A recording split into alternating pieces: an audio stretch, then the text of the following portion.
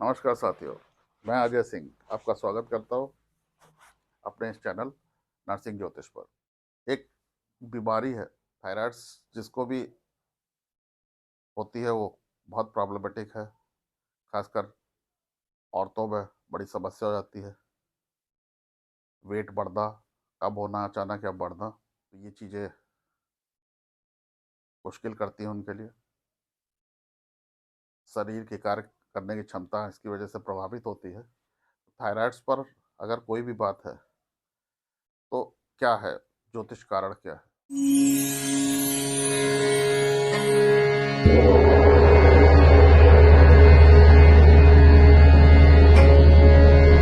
ज्योतिष में अगर देखेंगे तो थायराइड का जो सिस्टम होता है वो सेकंड हाउस से है और विशुद्धि चक्र से। जब भी हमारे विशुद्ध चक्र में कुछ गड़बड़ी होती है, सेकंड हाउस में कोई प्रॉब्लम होती है, कोई ग्रह वहाँ पे प्रॉब्लम क्रिएट करता है, आपको थायराइड्स के प्रॉब्लम हो जाती है। सेकंड हाउस में जो सबसे थायराइड के लिए जो सबसे ज़्यादा कारण बनने वाला ग्रह है वो है राहु। अगर आप लोगों ने पुराणों का पढ़ा होगा तो समुद्र मंथन में राहु केतु जो था वो विष्णु ने चक्र से अलग करा था, तो राहु जो है वो हेड रह गया इतना हिस्सा। यानी यहाँ पे एक जॉइंट है, थायराइड ग्रंथि हम लोग को पता है, हम लोग के गले में ही है, विशुद्धि चक्र के ही उस पर है। तो ये कहीं ना कहीं से एक प्रभावित चीज है। तो अगर आपकी कुंडली पे सेकंड हाउस में राहु है, आप निश्चित मानिए कि आपको थायराइड्स होगा ही होगा। वो जब भी है, दशा जब उसकी आती है या मैलेफिक गोचर होता है, वहां से गुजरता है शनि का, तो उस समय पे हो सकता है। साथ ही अगर मंगल, शनि, इनकी भी दृष्टि अगर वहाँ पे है तो ये प्रॉब्लम और ज़्यादा हो जाती है। जो सेकंड लॉर्ड है वो अगर इन पाप प्रभाव में है, मैलेफिक उसमें प्लैनेट्स में है, के संग में है, मैलेफिक प्लैनेट्स के संग में है, तो ये समस्या हो जाती है।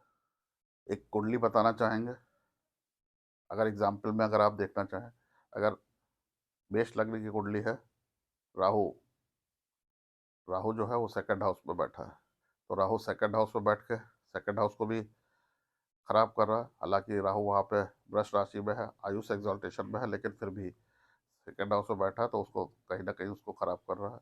और उसकी जो दृष्टि है वो 12वीं दृष्टि जो उसकी है वो थर्ड हाउस में भी है, यानी विशुद्ध चक्र पे भी है। निश्चित रूप में थायराइड की प्रॉब्लम हो सकती है। अब अगर इस कुंडली में सेकंड हाउस का जो स्वामी है वो शुक्र है, वो शुक्र अगर कहीं पाप प्रभाव में है तो फिर तो निश्चित है। शुक्र जो है वो अष्टम भाव में केतु के संग में है और पाप कर्तरी में है। सप्तम में शनि और नवम में मंगल, उनके बीच में शुक्र पाप कर्तरी में है। ये एक महिला जातक की कुंडली है और शुक्र जो है वो सेवेंथ हाउस का भी लॉर्ड है। तो जैसे ही उसके दूसरा बच्चा हुआ उसको थायराइड्स की प्रॉब्लम हो गई। तो ये है, आपको अपनी कुंडली में देखना है सेकंड हाउस से रिलेटेड कौन सा ग्रह है, लॉर्ड उसका कौन सा है, सेकंड हाउस में कौन सा मैलेफिक है। अगर कोई मैलेफिक है तो सावधान रहने की जरूरत है, आवश्यकता है उस ग्रह की शांति कराने की, अगर उस ग्रह से रिलेटेड उपाय करने को। एक सिंपल जो उपाय हमने बताया है, द्वितीय भाव को हरि भाव भी कहते हैं, तो हमने एक और वीडियो में भी बताया था कि अपने फेस को सही करने के लिए आप हरि बोल सकते हैं। ऐसे ही अपनी बीमारी को भी करने के लिए एक सिंपल, अगर आपके ये योग है तो एक जो सबसे रूट टेक रेमेडी है, हरि का नाम जरूर ले सकते हैं। हरिओम बोल सकते हैं कुछ भी, या हरि हरि हरि बोल सकते हैं, ऐसे करके हरिओम बोलिए, तो आपको थोड़ा सा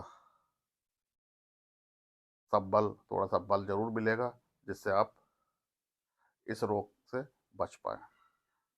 करिए। अगर आपके थायराइड्स की प्रॉब्लम है, अपने डिटेल्स भेजिए, कुंडली भेजिए, और आपको आपकी कुंडली के अकॉर्डिंगली जो भी उपाय होगा वो बताएगा। नमस्कार साथियों, अभी आपने चैनल नहीं सब्सक्राइब किया है या पहली बार आए हैं तो इंतज़ार किस बात का कर रहे हैं। अगर आपको जानकारी अच्छी लगी हो तो सब्सक्राइब करिए चैनल। ऐसे ही रोज़ शाम को 6 बजे आपको एक नई जानकारी के संग हम और आप रूबरू होंगे। नमस्कार।